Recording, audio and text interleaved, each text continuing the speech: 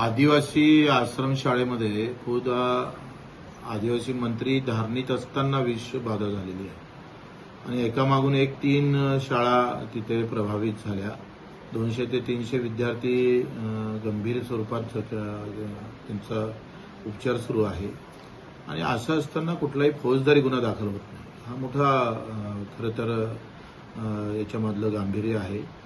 या आदिवासी मंत्र्यांच्या मंत्रालयात येणाऱ्या अखत्यारीत असणाऱ्या बाबीमध्येच मंत्री महोदय एवढे दुर्लक्षित कसे ते समजत नाही आणि मंत्री महोदय तिथं असताना सुद्धा कारवाई करत नाही. त्याच्या मागचं नेमकं हा जो काही खाद्यपुरवठा होतो तो एकाच कंपनीकडून होतं आणि ह्या कंपनीचे लागेधरे मंत्र्यासोबत नेमके काय आहे त्याच्यामुळे त्याच्यावर कारवाई होत नाही का?